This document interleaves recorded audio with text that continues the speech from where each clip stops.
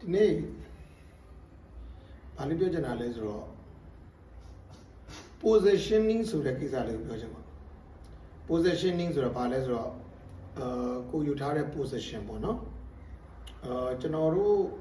အခုဆိုလို့ရှိရင်ကျွန်တော်ဘာလုပ်လဲဆိုတော့ကျွန်တော်တို့ကလုပ်ငန်းတွေမှာကျွန်တော်တို့က business coach and management consultant လုပ်တယ်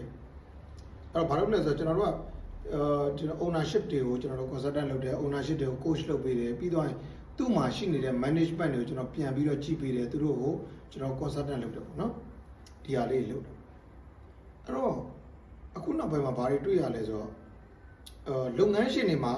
idea ရှိတယ် strategy ရှိတယ် vision mission တွေရှိတယ်လူတွေလည်းရှိတယ်အကုန်လုံး ready ပဲဒါပေမဲ့သူတို့တွေကိုပြန်ကြည့်ပေးဖို့အတွက် GM တွေလိုတယ် GM level တွေလိုတယ်ဒါပေမဲ့လုပ်ငန်းကGM လိုတယ်ဆိုပေမဲ့လုပ်ငန်းလည်းsmall and medium ဖြစ်နေတော့ GM ထားတင်လားမထားတင်လားဆိုတဲ့ကိစ္စလေးတွေလည်းပြောစရာရှိတယ်အဲ့တော့နောက်ကျ GM ခတ်ထားပြီးတော့ GM ကိုဘာတွေခိုင်းမှလဲတနေ့ကုန် GM ကအလုပ်ရှိကျင်လည်းရှိမှာမရှိကျင်လည်းမရှိဘူးအဲ့တော့ GM ဆိုတာကိစ္စရက်တစ်ခုဖြစ်လာရင်ရှင်းနိုင်ဖို့အတွက်idea ထုတ်နိုင်ဖို့အတွက်ဖြည့်ရှင်းဖို့အတွက်ထားတာပေါ့နော်လုပ်ဖို့အတွက်ဥပမာဘယ်သူတွေအကြက်တဲတွေ့နေတယ်အဲ့ဒါတွေဖြည့်ရှင်းဖို့အတွက်လုပ်ထားအဲ့တော့ကျွန်တော်အခုနောက်ပိုင်းဆိုလို့ရှိရင် program လေးတစ်ခုတော့လုပ်ထားတယ်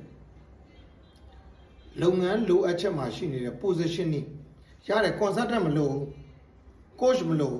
ဒါပေမဲ့အဲ့ဒီလုပ်ငန်းမှာ GM လို့တယ်အဲ့ GM ကိုတပတ်ကို2ရက်လား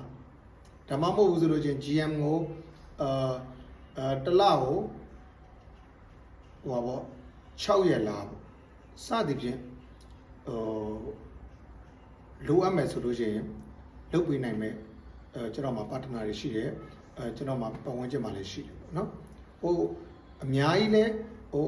အများကြီးလဲ GM တယောက်ကိုလုပ်ပေးဖို့သိန်း30 40 50အဲ့လိုလည်းမတက်နိုင်ကိုက15သိန်း30လောက်ပဲကိုကသုံးကျင်တယ်ကို management ကိုလည်းငြိမ်ကျင်တယ်သူ့ရဲ့တွေ့ကြုံလာတဲ့ experience တွေနဲ့အောက်ကကလေးတွေကိုကိုစားထိန်းတာတွေလုပ်တာတွေပေါ့နော်ဒါတွေလုပ်လာနိုင်တယ်ဆိုလို့ရှင်တော့ဟိုပတ်တိုင်း GM ပေါ့ဗျာတစ်ပတ်ကို2ရက်လာမယ်ဒါမှမဟုတ်တစ်လကို6ရက်လာမယ်ဒါမျိုးလေးပေါ့အဲ့ဒါမျိုးလေးလုပ်မှဆိုလဲတချို့လုပ်ငန်းတွေကတော်တော်လေးအဆင်ပြေသွားမယ်လို့ထင်တယ်ဘာဖြစ်လို့လဲဆိုတော့လုပ်ငန်းတွေကမျိုးစုံကြိုးကုန်ခက်ခဲတွေရှိနေတာပေါ့နော်ဒါလေးကိုကျွန်တော်စဉ်းစားမိတယ်တကယ်လို့အဲ့ဒါမျိုးလေးတွေလုပ်ချင်တယ်ဆိုရင်လည်းကျွန်တော်လည်းဆွေးနွေးလို့ရပါတယ်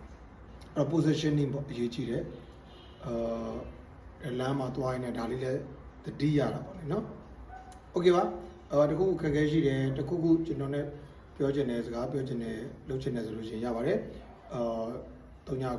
833လုံး13လုံး83ကိုဆက်သွယ်လို့ရပါအဲ့ရနေစကျွန်တော်တို့ဖုန်းနဲ့ Viber နဲ့ Zoom နဲ့in person မှာပြရှိပါတယ်ကျွန်တော်မန္တလေးမှာလည်းရှိတယ်ရန်ကုန်မှာလည်းရှိတယ်ပေါ့နော်အဲ့လေးကြသွားတယ်ပါအားလုံးကျေးဇူးတင်ပါတယ်